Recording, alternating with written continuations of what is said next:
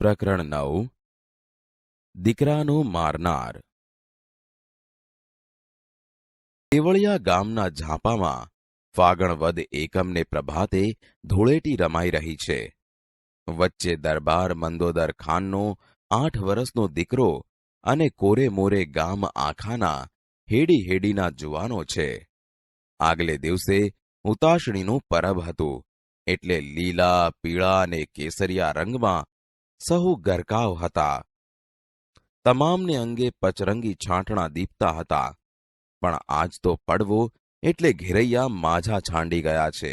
ગાંડાતુર બનીને ગારો, માટી, છાણ જેવી ગંદી વસ્તુએ એકબીજાને રોળવામાં ગુલતાન છે. ધૂળેટીનું તો પરબ જ મૂળ ગાંડું, અને એમાંય ગામડાની ધૂળેટી કાળો કોપ. એલા ભાઈઓ, કોક ઉજળે લુગડે મહેમાન વયો આવે. એલા મહેમાનને કોઈ છાંટશો માં? અરે મહેમાનને કાંઈ રોડ્યા વગર રહેવાય? મહેમાન ક્યાંથી હાથ આવે? સાચું સાચું, મહેમાનને રોડો, ગોઠ માંગો, રોડો. ધોળું બાસતા જેવું પાસાબંધી કેડિયું, પગને કાંઠે 3 ડોરણાવાળી પગતી ચોરણી, ઉપર બગસરાની ગરેડી કોરની પછીડીની ભેટ અને બગલમાં દબાવેલી એક ફાટેલ તૂટેલ મ્યાનવાળી તલવાર. કેડે કોઈક કાળાંતરની જૂની કટારી એવો દાઢી મૂછના ઘાટા કાતરાવાળો મહેમાન ચાલ્યો આવે છે. વસંત ઋતુમાં વન વગડે આંબાના મોરમાંથી વછૂટતી ફોરમો લેતો લેતો કેસુડાના ફૂલની ચૂંદડી જાણે વનરાઈએ ઓઢી લીધી હોય એવા શણગાર જોતો, છતાં પોતાને તો હુતાશણીનો જરાય ઉલ્લાસ નથી, એવો એ આદમી જે ઘડીએ ઘેરૈયાની લગોલગ આવ્યો તેવી જ ચીસ પાડી ઉઠ્યો. મને રોડશો માં? ભલા થઈને મને છાંટશો માં? તમારે પગે લાગો. પરોણે ના પાડી તેમ તો ઘેરૈયાઓને ઉલટાની વધુ ચાનક ચડી. બમણા ત્રમણા ચડે ભરાઈને સહુ બોકાસા પાડવા લાગ્યા. હા, ખબરદાર, મહેમાનને ઓળખાય નહીં એવા ચિત્રી મેલો. લાવો મસ્તને ગારો. જોત જોતામાં તો ધૂળ ઉડવા માંડી. ઘેરૈયાએ એક સામટી ઝપટ કરી. મહેમાન તો જાળવી જાવ કરતો પાછો હટવા લાગ્યો, પણ જુવાનો આંબુ થઈ રહ્યા. એટલે એ ગાંડા ટોળાને પોતાનાથી છેટું રાખવા મહેમાને પોતાની તલવાર કાખમાં દબાવી હતી તે એમને એમ મ્યાન સોતી વીંઝવા માંડી. ઘેરૈયા ચસકા કરતા ઉપર પડવા જાય, પોતે 2 કદમ પાછો હટતો જાય ને રહેવા દ્યો કરતો જાય. ધૂળની ડમરી ઉડે છે એટલે પોતે કંઈ જોઈ શકતો નથી. એ રીડિયા રમણ, એ ચસકા, એ કાલાવાલા, એક તલવારના ઝાવા અને એ ધૂળની આંધીનો કાંઈ અનોખો જ મામલો જામી પડ્યો. એમાં અચાનક ધબ દઈને કોઈક પડ્યો. અરે ગજબ થયો, કુંવર પડ્યા, કુંવરને વાગ્યું, કુંવર જોખમાણા. મહેમાને કુંવરને તલવાર મારી. પકડજો, જાલજો. મુસાફર ચોંક્યો. એ ભાન ભૂલી ગયો અને ભાગ્યો ઊભી વાટે સીમાડે હડી કાઢી. શું થયું એ જોવા કે પૂછવાની વેળા ન રહી. પાછું વાળીને નજર નાખવાની હામ પણ નહોતી. પોતાના હાથમાં તલવાર પકડી છે, એની શી દશા થઈ છે તે નિરખવાનું પણ ભાન નથી. કોઈ ગાંડો માણસ કોઈ ખૂની જાણે દોડ્યો જાય છે. અહીં ઝાંપામાં તો કેર થઈ ગયો છે. મંદોદર ખાન દરબારના 8 વર્ષના કુંવરને બરાબર ગળાની ભૂંગળી ઉપર તલવારનો વાઢ પડ્યો છે. લોહીનું ખાબોચિયું ભરાઈ ગયું અને ઘડી 2 ઘડીમાં તો એની નાડ રજા લેશે એવું થઈ ગયું. પણ આ થયું શું? થયું એમ કે ઘેરૈયાથી બચવા માટે એ બધાને પોતાનાથી છેટા રાખવા મહેમાન જે મ્યાન સોતી તલવાર આડી વીંચતો હતો તેનું મ્યાન દેવ ગતિએ ધૂળની આંધીમાં કોણ જાણે ક્યારે નીકળી પડ્યો, કોઈને ખબર નહીં. અને તલવારની પીંછી અકસ્માત કુંવરના જ ગળાની ભૂંગળી પર લબરકો લેતી ગઈ. કુંવર એક તો કુંબળી વયનો અને નસીબદારનું બચ્ચું, એટલે તો બગીચાનું ફૂલ. તરત તેના પ્રાણ નીકળી ગયા. પલકમાં તો માણસો ડેલીએ દોડ્યા. કાવા કસુંબામાં આખો ડાયરો ઘેઘૂર છે. દરબાર બંદોદર ખાન જાતના હતા માલે સલામ, પણ અસલ તો રાઠોડી રાજપૂતની જ ઓલાદ.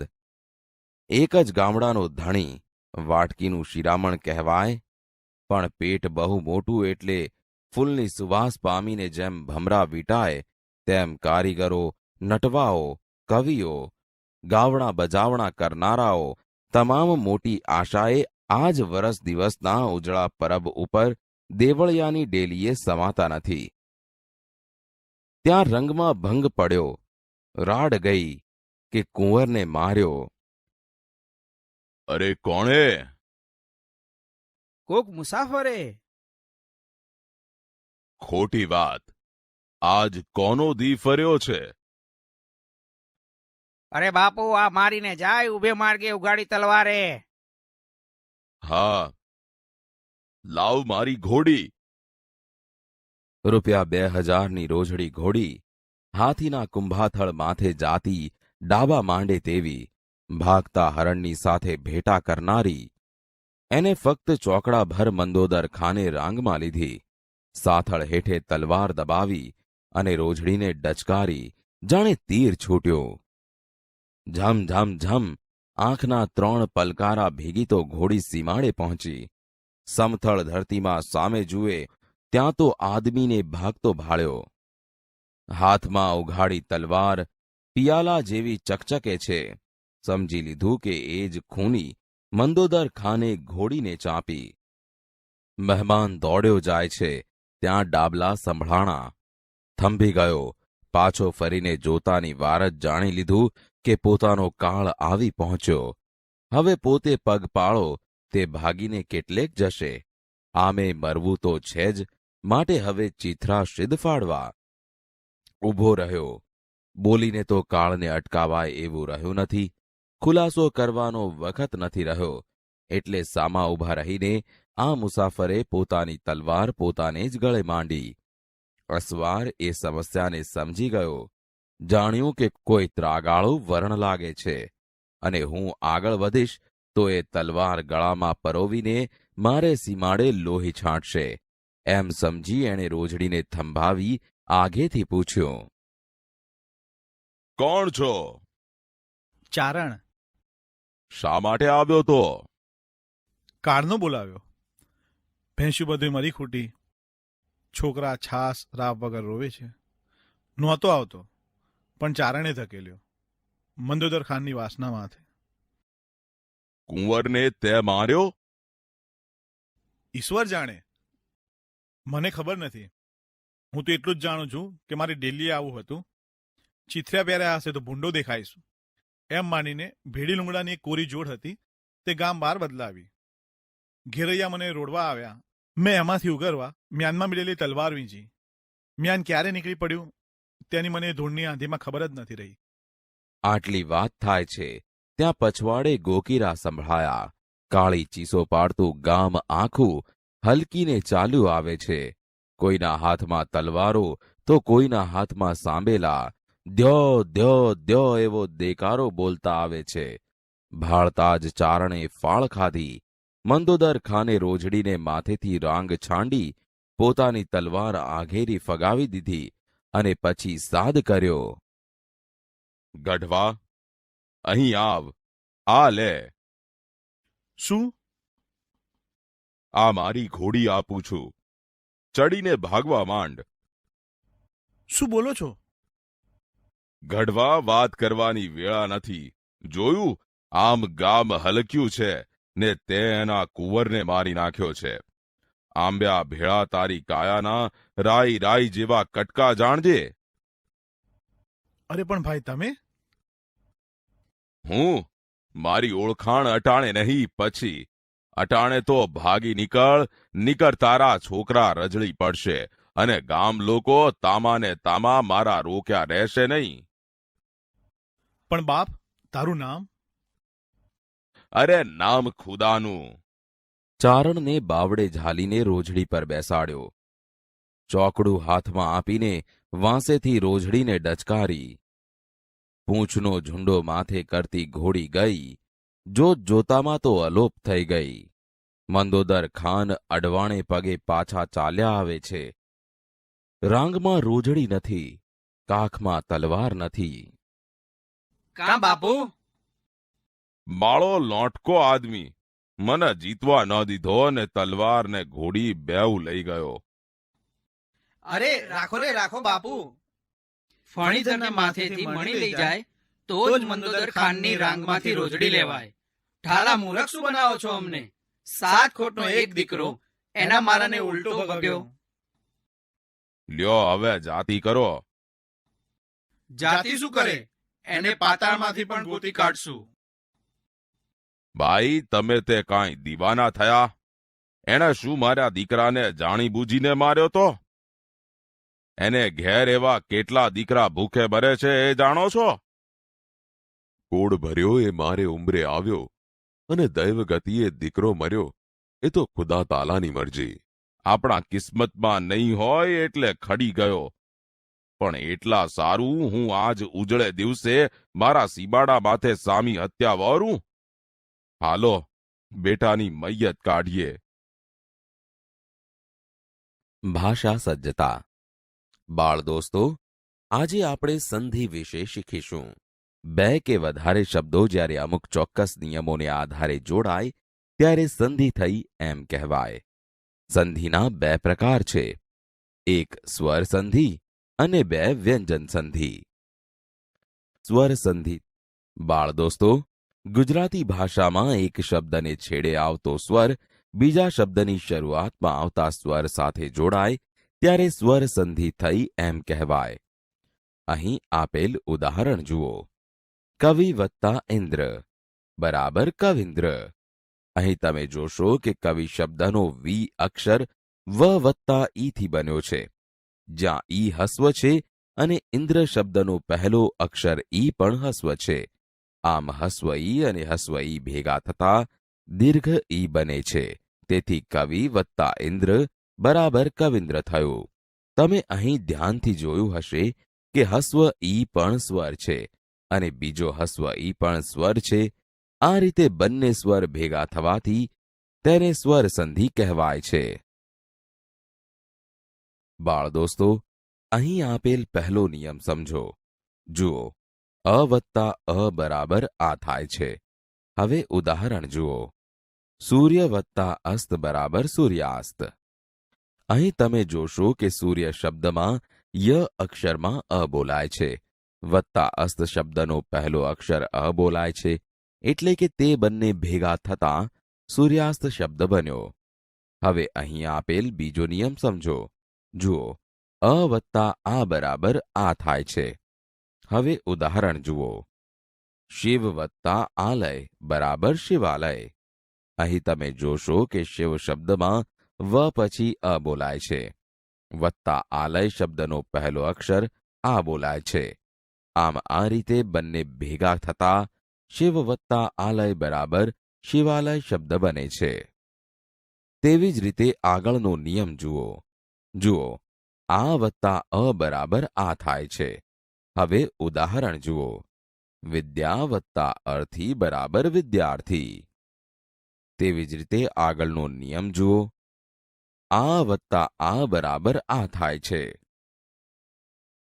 આ નિયમ અનુસાર દયા વત્તા આનંદ બરાબર દયાનંદ થાય છે. બાળ દોસ્તો, તમે આગળ અ અને આની સંધિ શીખ્યા છો. અહીં હસ્વ ઈ અને દીર્ઘ ઈની સંધિના કેટલાક ઉદાહરણો જુઓ. રવિ વત્તા ઇન્દ્ર બરાબર રવિન્દ્ર. અહીં તમે જોશો કે રવિ શબ્દના વી અક્ષરમાં હસ્વ ઈ છે તથા ઇન્દ્ર શબ્દનો પહેલો અક્ષર ઈ પણ હસ્વ ઈ છે. તે બંને હસ્વ ઈ ભેગા થતા દીર્ઘ ઈ બને છે. આમ આ રીતે રવિ વત્તા ઇન્દ્ર બરાબર રવિન્દ્ર શબ્દ બને છે, જ્યાં વી દીર્ઘ બન્યો છે. તેવી જ રીતે આગળનું ઉદાહરણ જુઓ.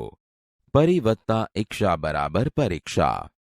અહીં પણ તમે જોશો કે પરી શબ્દના રી અક્ષરમાં હસ્વ ઈ છે, જ્યારે ઈક્ષા શબ્દનો પહેલો અક્ષર ઈ દીર્ઘ છે, જેના કારણે પરીક્ષા શબ્દનો રી દીર્ઘ બન્યો છે. હવે ત્રીજું ઉદાહરણ જુઓ. દેવીચ્છા, જેમાં દેવી શબ્દના વી અક્ષરમાં ઈ દીર્ઘ છે અને ઈચ્છા શબ્દનો પહેલો અક્ષર ઈ હસ્વ છે, તેથી તેની સંધિ દીર્ઘ ઈ થાય છે. એટલે કે દેવી વત્તા ઈચ્છા બરાબર દેવીચ્છા થશે. હવે ચોથું ઉદાહરણ જુઓ. રજનીશ. અહીં બંને શબ્દોમાં ઈ દીર્ઘ છે, એટલે કે અહીં રજની શબ્દના ની અક્ષરમાં ઈ દીર્ઘ છે અને ઈશ શબ્દનો પહેલો અક્ષર ઈ દીર્ઘ છે. તેથી રજની વત્તા ઈશ ભેગા થતા રજનીશ શબ્દ બને છે. બાળ દોસ્તો, હવે આપણે હસ્વ ઉ અને દીર્ઘ ઉની સંધિ વિશે જાણીએ. અહીં આપેલ ઉદાહરણ જુઓ. સુ વત્તા ઉક્તિ બરાબર સુક્તિ. આ ઉદાહરણ બરાબર ધ્યાનથી જુઓ.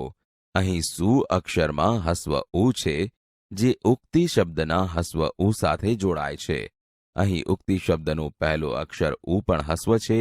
જ્યારે સંધિ થાય ત્યારે સુ વત્તા ઉક્તિ બરાબર સુક્તિ શબ્દ બને છે, જેમાં સુક્તિ શબ્દનો સુ દીર્ઘ બને છે. હવે બીજું ઉદાહરણ જુઓ. સિંધુર્મી. અહીં સિંધુ વત્તા ઉર્મી શબ્દોમાં સિંધુ શબ્દના ધુ અક્ષરમાં હસ્વ ઉ છે, જે ઉર્મી શબ્દના દીર્ઘ ઉ સાથે જોડવાથી ધુ દીર્ઘ બને છે. આમ આ રીતે સિંધુ વત્તા ઉર્મી બરાબર સિંધુર્મી શબ્દ બને છે. બાળ દોસ્તો, હવે આપણે અ અને હસ્વ ઈ તથા અ અને દીર્ઘ ઈની સંધિના કેટલાક ઉદાહરણો જોઈશું. હવે પહેલું ઉદાહરણ જુઓ. ઉપવત્તા ઇન્દ્ર બરાબર ઉપેન્દ્ર, જેમાં અ અને હસ્વ ઈની સંધિ થતા એ બને છે. જેમ કે ઉપ શબ્દના પ અક્ષરમાં અ છે અને ઇન્દ્ર શબ્દનો પહેલો અક્ષર હસ્વ ઈ છે, તેથી તે બંને ભેગા થતા ઉપવત્તા ઇન્દ્ર બરાબર ઉપેન્દ્ર શબ્દ બને છે. હવે બીજું ઉદાહરણ જુઓ. યથા વત્તા ઇષ્ટ બરાબર યથેષ્ટ, જેમાં આ અને હસ્વ ઈ ભેગા થવાથી પણ એ થાય છે. જેમ કે યથા શબ્દના થા અક્ષરમાં આ છે તથા ઇષ્ટ શબ્દનો પહેલો અક્ષર હસ્વ ઈ છે, જેની સંધિ યથા વત્તા ઇષ્ટ બરાબર યથેષ્ટ થાય છે. હવે ત્રીજું ઉદાહરણ જુઓ. યોગ વત્તા ઈશ બરાબર યોગેશ, જેમાં અ અને દીર્ઘ ઈની સંધિ થવાથી પણ એ થાય છે. તેથી યોગ શબ્દના ગ અક્ષરમાં અ અને ઈશ શબ્દનો પહેલો અક્ષર દીર્ઘ ઈ ભેગા થવાથી યોગ વત્તા ઈશ બરાબર યોગેશ શબ્દ બને છે. હવે ચોથું ઉદાહરણ જુઓ. ઉમા વત્તા ઈશ બરાબર ઉમેશ. અહીં આ અને દીર્ઘ ઈ ભેગા થવાથી ઉમા વત્તા ઈશ બરાબર ઉમેશ શબ્દ બને છે, જેમાં ઉમા શબ્દના મા અક્ષરમાં આ અને ઈશ શબ્દનો પહેલો અક્ષર દીર્ઘ ઈ ભેગા થાય છે. બાળ દોસ્તો, હવે આપણે અ અને હસ્વ ઉ, અ અને દીર્ઘ ઉની સંધિ તથા આ અને હસ્વ ઉ, આ અને દીર્ઘ ઉની સંધિના ઉદાહરણ જાણીશું. હવે પહેલું ઉદાહરણ જુઓ.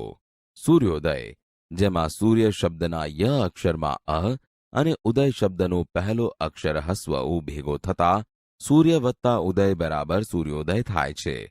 એટલે કે અ વત્તા ઉ બરાબર ઓ થયેલ જુઓ. હવે બીજા ઉદાહરણમાં જુઓ.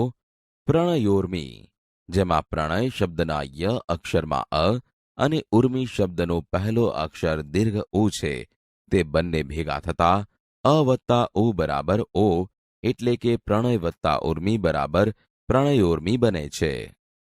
હવે ત્રીજું ઉદાહરણ જુઓ. મહા વત્તા ઉદય બરાબર મહોદય, જેમાં મહા શબ્દના હા અક્ષરમાં આ અને ઉદય શબ્દનો પહેલો અક્ષર હસ્વ ઉ ભેગો થતા મહા વત્તા ઉદય બરાબર મહોદય થાય છે.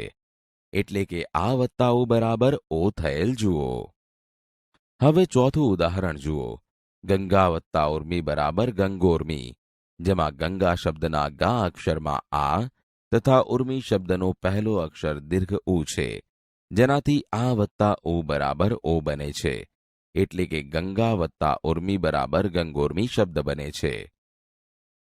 બાળ દોસ્તો, હવે આપણે અ વત્તા એ અને આ વત્તા એ બરાબર અહીંની સંધિના ઉદાહરણ જાણીશું. હવે પહેલું ઉદાહરણ જુઓ. પુત્ર વત્તા એષણા બરાબર પુત્રેષણા, જેમાં પુત્ર શબ્દના ત્ર અક્ષરમાં અ અને એષણા શબ્દનો પહેલો અક્ષર એ જોડતા પુત્રેષણા શબ્દ બને છે. હવે બીજું ઉદાહરણ જુઓ. સદા વત્તા એવ બરાબર સદેવ, જેમાં સદા શબ્દના દા અક્ષરમાં આ અને એવ શબ્દનો પહેલો અક્ષર એ જોડતા સદેવ શબ્દ બને છે. બાળ દોસ્તો, હવે આપણે અ વત્તા રૂ અને આ વત્તા રૂ બરાબર અરની સંધિના ઉદાહરણ જાણીશું. હવે પહેલું ઉદાહરણ જુઓ. સપ્ત વત્તા ઋષિ બરાબર સપ્તર્ષિ, જેમાં સપ્ત શબ્દના ત અક્ષરમાં અ અને ઋષિ શબ્દનો પહેલો અક્ષર રૂ ભેગા થતા સપ્ત વત્તા ઋષિ બરાબર સપ્તર્ષિ થાય છે. તેવી જ રીતે બીજું ઉદાહરણ જુઓ.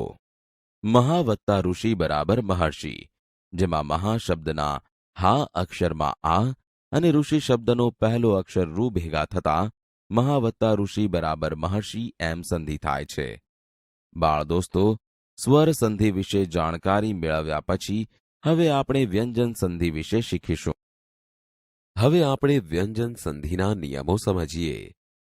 વ્યંજન પછી વ્યંજન કે સ્વર આવે અને જોડાઈ જાય ત્યારે તેને વ્યંજન સંધિ થઈ એમ કહેવાય.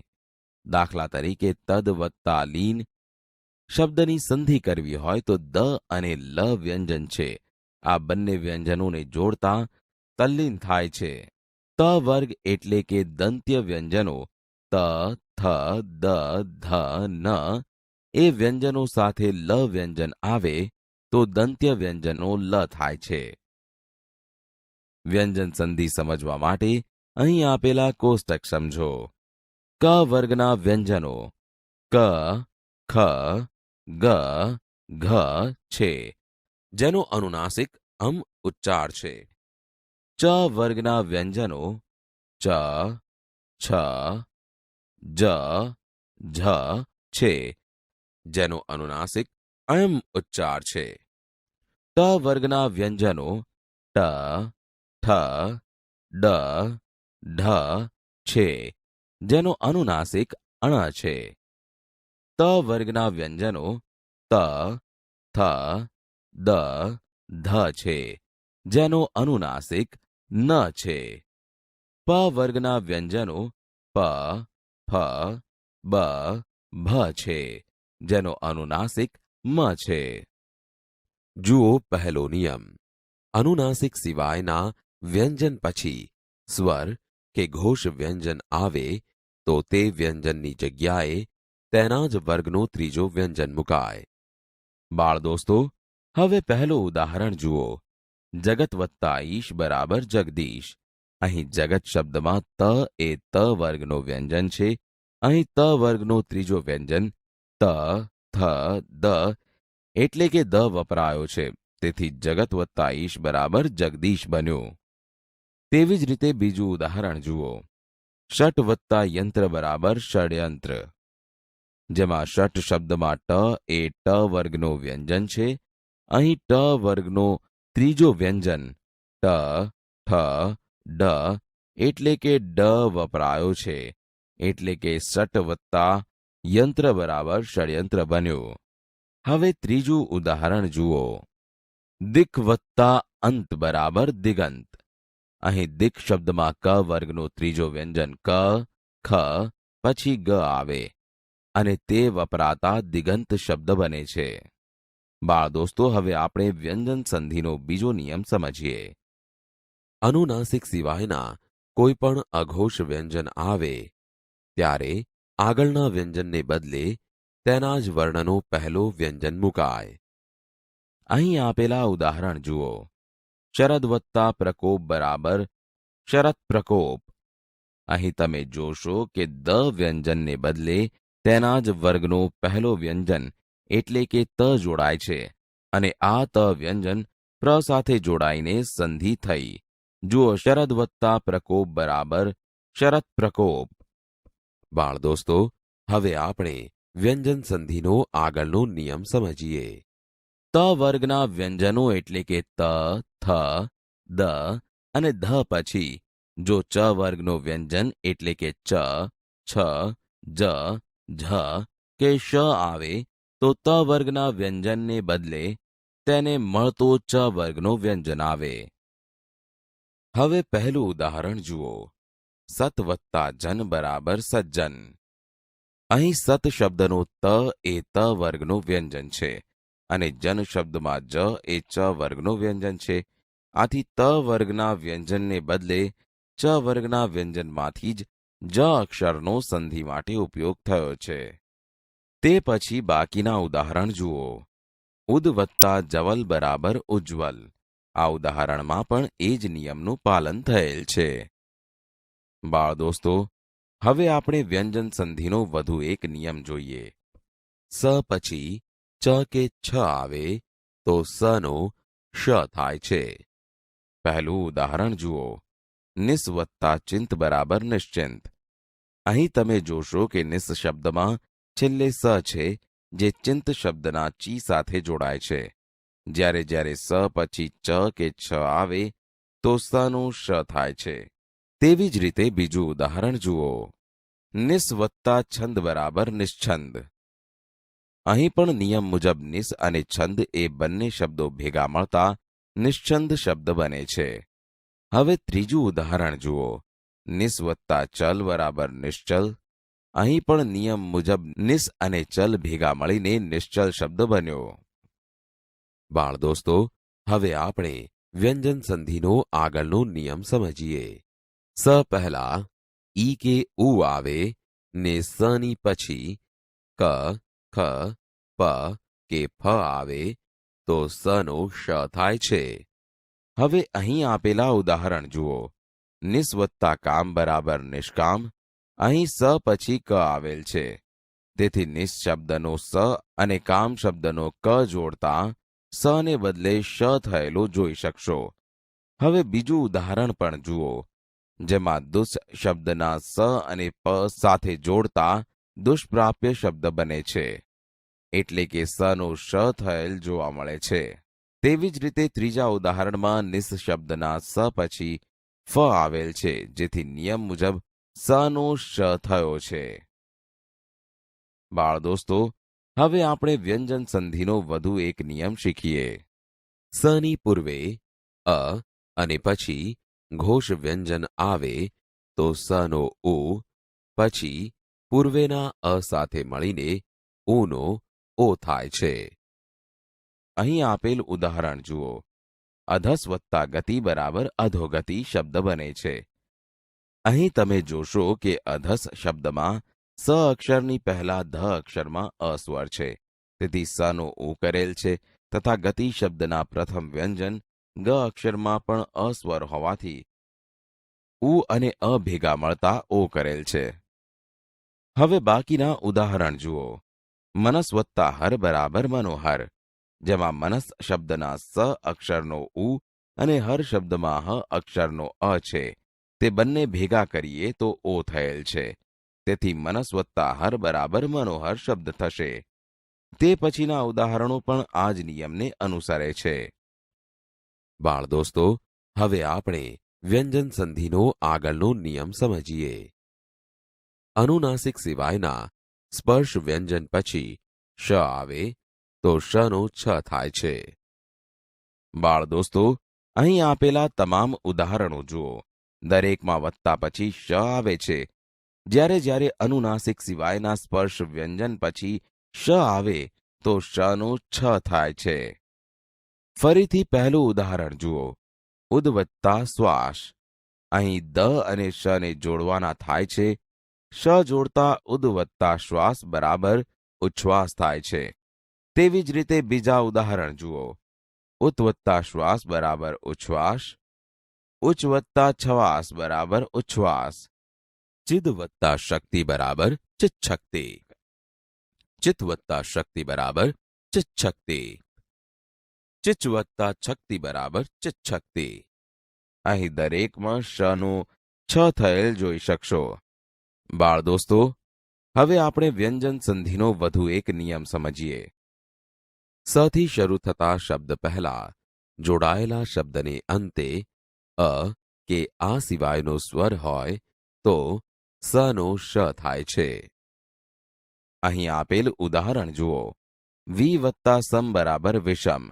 અહીં તમે જોશો કે સમ શબ્દની પહેલા વી અક્ષરમાં હસ્વ ઈ જોડાયેલ છે. જ્યારે સથી શરૂ થતા શબ્દ પહેલા જોડાયેલા શબ્દને અંતે અ કે આ સિવાયનો સ્વર હોય તો સનો શ થાય છે. તેથી અહીં સનો શ થયેલો જોવા મળશે. તેવી જ રીતે ત્રીજું ઉદાહરણ જુઓ. સુ વત્તા સમા બરાબર સુષ્મા. અહીં પણ તમે જોશો કે સમા શબ્દની પહેલા સુ અક્ષરમાં હસવું જોડાય છે. તેથી અહીં પણ સનો શ થયેલો જોવા મળશે.